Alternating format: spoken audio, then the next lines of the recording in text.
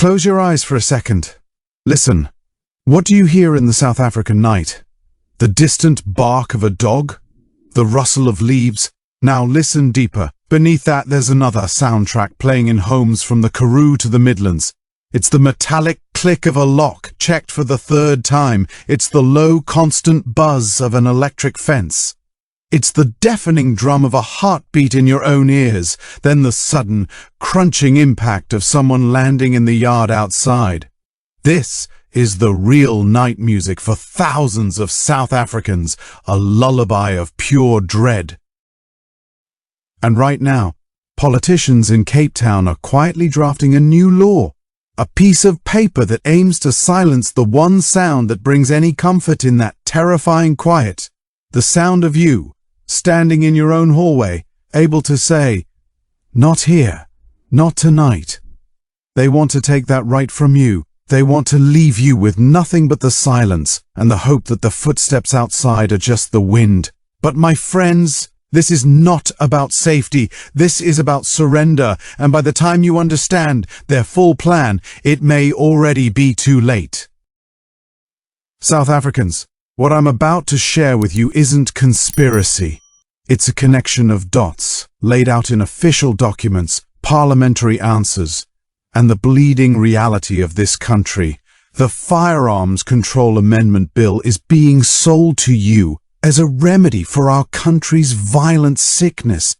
But when you look at the evidence, really look at it, a different, far more chilling picture emerges. This isn't about disarming criminals. This is about disarming you. It's about rendering you compliant, vulnerable, and utterly dependent on a state that has, time and again, proven it cannot protect its own. Let's start with the core of this proposed law. It seeks to erase self-defense as a valid reason to own a firearm. Think about that. In a nation where, on average, 15 women are murdered every single day, in a country where police response times in rural areas can be measured in hours, not minutes. The state is quietly telling you that your instinct to protect your children, your spouse, your own life is not legitimate. It is a risk to be managed. Your rationality in the face of chaos is now a problem for their paperwork. But why? Why target the very people who jump through every hoop, who pass competency tests, who store their firearms in safes, who are not the problem? To answer that, you have to follow the guns. Not the legal ones, locked away in citizens' homes, the illegal ones. The rivers of steel flowing into the hands of gangsters, robbers, and murderers. Where do they come from? The truth is so shocking it feels like a betrayal. The single greatest arsenal for South Africa's criminals isn't some shadowy smuggler's den. It is the South African Police Service itself. Between 2019 and 2024, over 3,400 police firearms vanished, lost or stolen. Only 559 were ever found. That means nearly 2,900 state-issued weapons designed to protect were handed directly to criminals. And this isn't accident, it's orchestrated. The recovery rate for stolen civilian guns is around 60%. For police guns?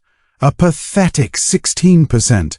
Experts like Claire Taylor and Willem Els point to the obvious, painful truth. This isn't petty theft. This is insider knowledge. This is corruption. This is cops selling or renting their service pistols to the very gangs terrorizing our communities. Over 2,000 guns from a state armory were sold to the gangs of the Western Cape. Ballistics linked those guns to more than 1,000 murders. Let that number sit with you. 1,000 lives extinguished by bullets that came from a government vault. The system meant to stop this? The Central Firearms Register? A government-commissioned review called it technically collapsed. Incapable of maintaining accurate records. It's a ghost in the machine, a black hole where accountability goes to die.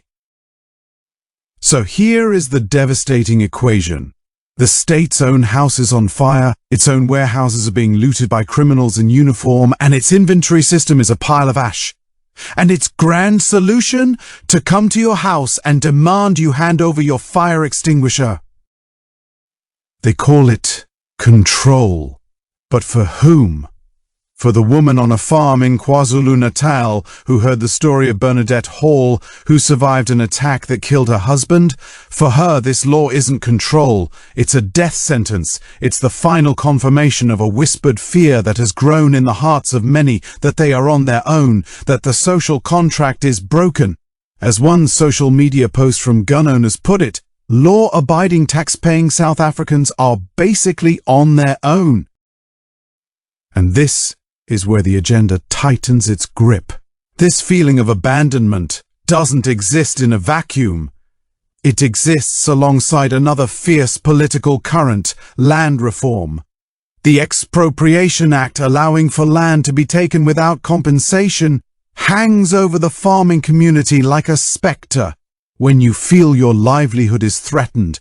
And then you are told your means of defending what is left is illegitimate. What are you left with? You are left with a choice: surrender or leave. This is the unspoken calculus. Create a climate of profound vulnerability, erode the last pillars of self-reliance, and watch as people, exhausted by fear, make the heart-wrenching decision to abandon the land they love. It creates a vacuum, and into that vacuum, new populations, new dependents can be brought in to reshape the demographic and political landscape. Be it Palestinians from Gaza or elsewhere, creating a new base of voters utterly reliant on the state for survival and protection, a control so absolute it dictates life and death. The Democratic Alliance calls this bill one of the most dangerous assaults yet on South Africans' right to safety. Action SA says it empowers criminals but hurts you. They are not being dramatic. They are reading the blueprint. The government will point to operations like Chanela, seizing thousands of illegal guns. But that's just mopping the floor while the tap is still wide open, gushing from the broken pipes of the SAP's armory. This is the secret agenda, not written in the bill's clauses but screaming from its consequences. Disarm the law-abiding. Ignore the catastrophic leakage from the state, fuel the criminal enterprise with your own negligence, and in the resulting storm of violence and fear, present yourself as the sole provider of security, a security you yourself undermined. It is the oldest trick in the book of control. Create the crisis and then offer yourself as the only solution. So what do? We shine the light. We speak this truth, even when our voices shake.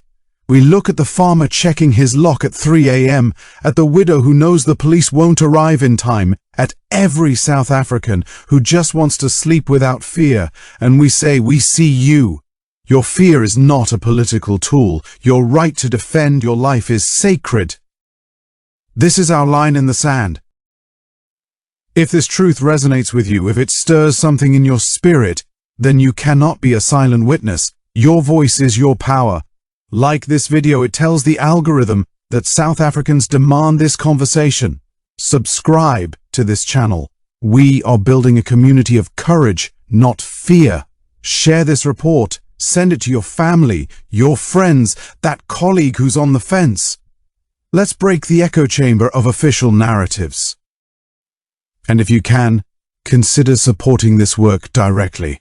Join our channel membership or donate via Super Thanks. Every rand helps us bypass the gatekeepers. Your support isn't just a donation, it's a declaration. It says, we will tell our own stories. We will defend our own truth. The night is long and the silence is loud, but together we can fill it with a sound they cannot ignore. The sound of a people who refuse to be disarmed, who refuse to be made vulnerable, who refuse to surrender. Stay strong and stay safe.